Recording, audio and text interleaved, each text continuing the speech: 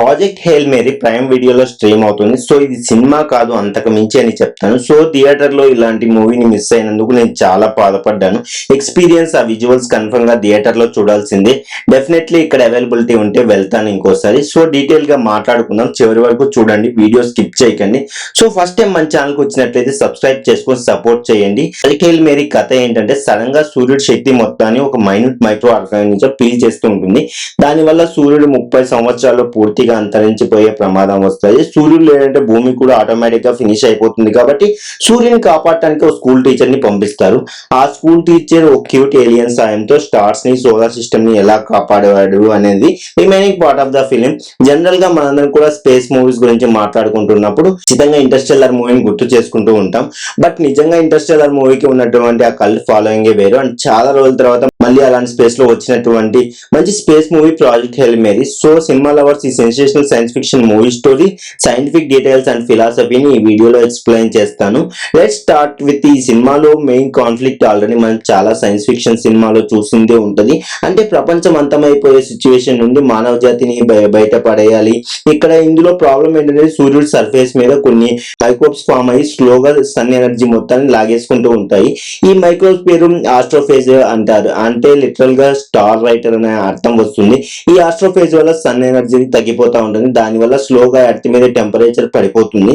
Simple గా చెప్పాలంటే ఒక 30 సంవత్సరాల ప్రపంచం మొత్తం గడ్డగట్టకపోయి మానవ జాతి మొత్తం అంతమైపోయే ఛాన్స్ ఉంటుంది. సో దీనికి సొల్యూషన్ వెతికే రెస్పాన్సిబిలిటీ ప్రపంచం మొత్తం తీసుకుంటుంది. దానికోసం ఒక టీం ఫామ్ అవుతుంది. ఆ టీం కి లీడర్ ఇవాస్ట్రాట్ అనే ఒక సైంటిస్ట్ అయితే, యూనివర్స్ లో మన సన్ లాగే ఇంకా చాలా స్టార్స్ ఉంటాయి కదా, అవి కూడా ఒక్కొక్కటి ఎనర్జీ లాస్ అయిపోతూ ఉంటాయి. కానీ టౌసిట్ అనేటువంటి ఒక పర్టికులర్ స్టార్ మాత్రం బ్రైట్ గా ఉంటది. అంటే అక్కడ మాత్రం ఈ ఆస్ట్రోఫేజ్ పవర్ పనిచేయట్లేదు.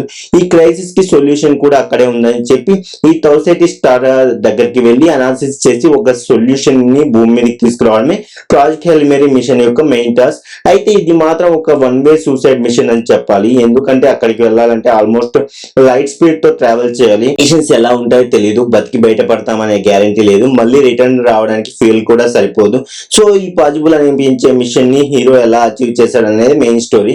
సరే, ఇప్పుడు ఇందులో స్టోరీ బీట్స్ గురించి మాట్లాడుకుందాం. First the hero with memory loss cinema open చేస్తే మన hero doctor Ryland Grace ఒక స్పేస్ షిప్ లో నిద్రలేస్తాడు. మెమరీ లాస్ వల్ల తను ఎక్కడి నుండి వచ్చాడో గుర్తులేదు. పక్కనే ఇద్దరు క్రూ మెంబర్స్ ఆల్రెడీ చచ్చిపోయి ఉంటారు. గ్రేస్ కి గుర్తుండదు, కానీ తన సైన్స్ స్కిల్స్ మాత్రం గుర్తుకుంటాయి. సో తనకున్న నాలెడ్జ్ తో అక్కడ ఎలా సర్వైవ్ అవ్వాలో ఒక ప్లాన్ ప్రకారం ముందుకు వెళ్తాడు. తన ఉన్న షిప్ పేరు హెయిల్ మేరీ అని భూమి నుండి 11.99 లైట్ ఇయర్స్ సో దూరంలో ఉన్నటువంటి టౌసిటీ అనే స్టార్ దగ్గర ఉన్నాడని మెల్లగా రియలైజ్ అవుతాడు. ఇక్కడ ఒక ఇంట్రెస్టింగ్ పాయింట్ అంటే, టౌసిటీ అనేది బయట కాకుండా ఒక రియల్ స్టార్. సో ఇంటర్స్టెల్లార్ మూవీలో లాగా రిలేటివిటీ అండ్ టైం డిలేషన్ అనే రియల్ కాన్సెప్ట్ ఇక్కడ కూడా వర్క్ అవుతాయి. అంటే ఏం లేదు, ఈ హీరో గ్రేస్ ఉన్న ప్లేస్ లో ఒక సంవత్సరం అంటే భూమి మీద రఫ్ గా ఒక 3 సంవత్సరాలు అనుకోవచ్చు. అంటే మిషన్ సక్సెస్ అయ్యి వెనక్కి వెళ్ళేసరికి గ్రేస్ కి 8 సంవత్సరాలు పడితే భూమి మీద మాత్రం దాదాపు 26 సంవత్సరాలు గడిచిపోతాయి. సరే, next point, why Grace is space స్టోరీలో మెల్లగా గ్రేస్ కి మెమరీస్ తిరిగి వస్తాయి. బేసిక్ గా మన హీరో గ్రేస్ కి స్కూల్ టీచర్, కానీ ఒకప్పుడు సైంటిస్ట్ గా పనిచేస్తాడు. ఇంకా స్పెసిఫిక్ గా చెప్పాలంటే మల్టీక్యులర్ బయాలజిస్టిక్స్. సో అందరిలా కాకుండా అడిషనల్ గా ఆలోచిస్తున్నాడు అని చెప్పి గ్రేస్ ని ఇవాస్ట్రాట్ తన టీమ్ లో తీసుకుంటుంది. గ్రేస్ ఏమో రకరకాల ఎక్స్పెరిమెంట్లు చేసి ఆస్ట్రోఫేజ్ ని కంట్రోల్ చేయడం ఎలాగో ప్రాసెస్ ని కనిపెడతాడు. నెక్స్ట్ ఫ్లాష్ బ్యాక్ నుండి మళ్ళీ ప్రెజెంట్ లోకి వస్తే, number 3 first contact Rocky the strangers. Tau Ceti దగ్గర గ్రేస్ కి ఇంకొక ఏలియన్ షిప్ కనిపిస్తుంది. అది హ్యూమన్ టెక్నాలజీ కాదు. అక్కడ మనకి మరో హీరోయిన్ క్యారెక్టర్ రాకీ పరిచయం అవుతాడు.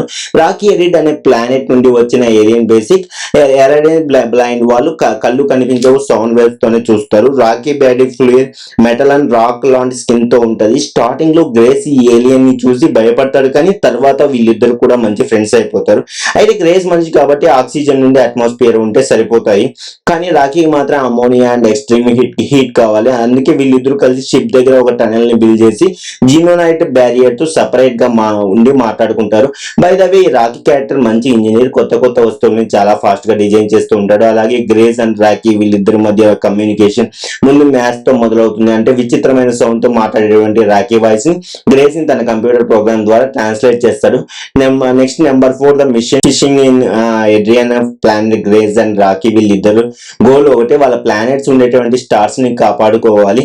రాకీ అండ్ సేమ్ ఇదే మిషన్ మిషన్ కోసం తౌ సిటీ దగ్గరికి వస్తారు. సో ఇద్దరు ఫ్రెండ్స్ కలిసి తౌ సిటీ సిస్టమ్ లో ఉన్నటువంటి అడ్రియన్ అనే ప్లానెట్ దగ్గరికి వెళ్తారు. అక్కడ ఆస్ట్రోఫేజ్ ని తౌమిబా అనేటువంటి ఆర్గానిజం తినేస్తూ ఉంటది. అక్కడ తౌ సిటీ స్టార్ సర్వైవ్ అవుతుంది. సో వీళ్ళిద్దరు ఈ మైక్రో ఆర్గానిజం కలెక్ట్ చేసి తీసుకెళ్తే సన్ని కాపాడుకోవచ్చు, రాకీ కూడా వాళ్ళ స్టార్ ని కాపాడుకోవచ్చు. కాబట్టి గ్రేస్ అండ్ రాకీ ఇద్దరు కలిసి ప్రాణాలు తెగించి పెద్ద అడ్వెంచర్ చేసి సో ఈ తౌమిబా ఆర్గానిజమ్స్ ని కలెక్ట్ చేస్తారు. Next number 5 the conflict, xenonite, leak and the choice. ఈ శాంపుల్స్ ని కలెక్ట్ చేస్తారు. మిషన్ సక్సెస్ అవుద్ది. ఇద్దరు ఒకరికొకరు గుడ్ బై చెప్పుకుంటారు. ఈ ఫ్రెండ్స్ ఇద్దరికి ఒక మంచి ఎమోషనల్ మూమెంట్. మీ హీరో భూమి మీదకి రిటర్న్ రావడానికి కావాల్సిన ఫ్యూయల్ ని రాకీ సప్లై చేస్తాడు. అయితే జర్నీలో ఉన్నప్పుడు ఒక ట్రాజెడీ జరుగుతుంది. తాను చేసినటువంటి తౌమిబా మైక్రోబ్స్ జినోనైట్ ని తీసేయడం స్టార్ట్ చేస్తాయి. అంటే యాక్చువల్ గా ఈ జినోనైట్ అనేది రాకేష్ షిప్ లో ఉన్నటువంటి మెటీరియల్ గ్రేస్ ఆల్రెడీ తన దగ్గర ఉన్నటువంటి ప్లాస్టిక్ అండ్ మెటల్ తో ఆ మైక్రోబ్స్ ని సేఫ్ గా క్యాప్చర్ చేస్తారు. కానీ ఇంకో పక్క రాకీ ఎలియన్ షిప్ మొత్తం కూడా జినోనైట్ తో చేసింది. అంటే ఈ తౌమిబా వల్ల రాకీ షిప్ ప్రమాదంలో పడే ఛాన్స్ ఉంది. అండ్ అలాగే తన ప్లానెట్ ఎరెట్ కి చేరుకోక ముందే స్పేస్ లో ఫ్యూయల్ కూడా అయిపోయాక చనిపోతాడు. తన ప్లానెట్ ని కూడా సేవ్ చేసుకోలేడు. ఇదంతా తెలుసుకున్న తర్వాత హీరో గ్రేస్ భూమి మీదకి మైక్రోబ్స్ ని పంపించేసి తాను మాత్రం రాకీని సేవ్ చేయడానికి వెళ్తాడు. ఇంకో ట్విస్ట్, హీరో ఈజ్ బట్ అంటే గ్రేస్ హీరో కాదు, తన ఒక పిరికోడు. అసలు ఈ మిషన్ కి రావడమే ఫోర్స్డ్ గా జరిగింది. అంటే ప్రాజెక్ట్ హెల్మెట్ కి వెళ్లాల్సినటువంటి సైంటిస్ట్ సడన్గా చనిపోవడంతో ఇంకో కొత్త రీప్లేస్మెంట్ ని ట్రై చేసే టైం లేకపోవడంలో ఈ స్ట్రాట్ గ్రేస్ ని కిడ్నాప్ చేసి ఫోర్స్ గా స్పేస్ షిప్ లోకి పంపిస్తుంది. ఎందుకంటే ఆస్ట్రోఫేస్ రీసెర్చ్ లో గ్రేస్ ఒక్కడే ఎక్స్పర్ట్, తనకు చావుకు భయపడి వెళ్ళను అని చెప్తాడు. కానీ వేరే దారి లేక స్ట్రాట్ గ్రేస్ పంపిస్తుంది. ఈ మెమరీ గుర్తొచ్చిన తర్వాత గ్రేస్ చాలా బాధపడతాడు. అండ్ ఇక్కడ గ్రేస్ క్యారెక్టర్ ఆర్క్ కూడా కంప్లీట్ అవుతుంది. సో భూమి మీదకి తిరిగి వెళ్ళిపోయి హీరో ఆఫ్ హ్యూమానిటీ అవ్వడం, లేదా వెళ్ళి రాకీని సేవ్ చేసుకోవడం, అర్త్ కావాల్సినటువంటి మెటీరియల్ పంపించేసి రాకీని సేవ్ చేసుకుని వెళ్తాడు. Next number 7 the ending new purpose climax లో స్ట్రాట్ గ్రేస్ పంపించినటువంటి వీడియో లాక్స్ చూస్తూ ఉంటది. అంటే ఆల్రెడీ ఆ మైక్రోబ్స్ ఎర్త్ ని రీచ్ అయిపోయినాయి అండ్ వాటిని యూజ్ చేసుకొని సన్ ని సేవ్ చేస్తారు. ఎర్త్ మళ్ళీ మామూలు పొజిషన్ లోకి వచ్చేస్తుంది. ఇంకో పక్క ఏమో ప్లానెట్ ఎరెడ్ మీద ఉంటారు. రాకీ తన కోసం ఒక స్పెషలైజ్డ్ బయోడమ్ ని బిల్డ్ చేస్తాడు. మళ్ళీ భూమి మీదకి పంపించడానికి కూడా ఏర్పాట్లు జరుగుతూ ఉంటాయి. సో హ్యాపీగా ఫ్రెండ్స్ ఇద్దరు బీచ్ లో అలా చిల్ అవుతూ ఉంటారు. ఫైనల్ గా గ్రేస్ తనకి నచ్చిన పని టీచింగ్ పని చేస్తూ చేస్తాడు. విత్ ఎరెడియన్ చిల్డ్రన్ అక్కడ ఉండే ఏలియన్ పిల్లలకి పాఠాలు చెప్తూ ఉండే సీన్ తో సినిమా ఒక happy and feel good note లో ఎండ్ అవుతుంది. సరే, ఇప్పుడు ఫైనల్ గా మనం మాట్లాడుకోవాల్సిన మెయిన్ పాయింట్ ఏంటంటే why it is great science fiction film. ఇందులో మొదటిది heart first mind, next general గా సైన్స్ ఫిక్షన్ సినిమాలు అంటే ఎక్కువగా బోర పెట్టి ఆలోచించే విధంగా ఉంటాయి. కానీ ఈ సినిమాలో మాత్రం మైండ్ కంటే హార్ట్ కూడా ఎక్కువ పని చెప్పాలి. అంటే సినిమా అంతా కూడా ఒక ఫీల్ గుడ్ వైబ్ తో ఉంటది. రాకీ అనే ఏలియన్ తో ఫ్రెండ్షిప్ చేయడం, హీరో ఏలియన్ ది ఇద్దరిది భాష వేరైనా సరే భావం అండ్ ఆ ఎమోషన్ ఒకటి అవడం వల్ల వీటి వల్ల సినిమా చూసిన తర్వాత మనకు ఒక మంచి ఫీలింగ్ వస్తుంది. అందుకే ఇప్పుడు ఈ సినిమా ఇంటర్నేషనల్ లెవెల్లో ఆడియన్స్ ని మనసులను గెలుచుకుంది. Next number 2 the Rocky. నిజంగా రాకీ క్యారెక్టర్ మాత్రం ఆడియన్స్ కి చాలా బాగా కనెక్ట్ అవుతుంది. ఒక హార్ట్ టచింగ్ ఎక్స్పీరియన్స్ ఇస్తుంది. ఈ ఏలియన్ కి ఫేస్ ఉండదు, ఎక్స్ప్రెషన్స్ ఉండదు, ఏదో 4 రకాలుగా నిల్చోబెట్టినట్టు ఉంటది. కానీ అమాయకంగా ఇన్నోసెంట్ గా రాకీ చేసే చిన్న పనులను, మాట్లాడే మాటలు ఫన్నీగా at the same time heart warming గా ఉంటాయి. అందుకే ఇప్పుడు వచ్చిన వాటిలాగే మన కోయి మిల్ గయా సినిమాలో జాదు, వీటి తర్వాత ఇప్పుడు రాకీ అనేది ఒక మంచి బెస్ట్ ఏలియన్ ఫ్రెండ్ క్యారెక్టర్ గా మిగిలిపోయింది. తర్వాత మూడోది ఆప్టిమిజం. ఈ మూవీ నేర్పించే బెస్ట్ లైఫ్ లెసన్ ఆప్టిమిజం. అంటే ప్రపంచం అంతమైపోతున్నా సరే మనుషులు కూడా హోప్ ని వదులుకోలేదు, ప్రాబ్లమ్ కి సొల్యూషన్ కోసం ప్రయత్నిస్తూనే ఉంటారు. అలా గ్రేస్ అండ్ రాకీ రెండు క్యారెక్టర్స్ ఆప్టిమిస్టిక్ గా ఉంటాయి. సో ఆడియన్స్ కూడా ఫ్రెండ్షిప్ అండ్ మ్యూచువల్ అండర్స్టాండింగ్ తో ఎలాంటి కష్టాలైనా మనుషులు దాటొచ్చు అన్నటువంటి కొత్త హోప్ ఇస్తాయి. Next 4 survival of the kindest. So general గా కొన్ని స్పేస్ మూవీస్ లో ఏలియన్స్ ని విలన్స్ లా చూపిస్తారు.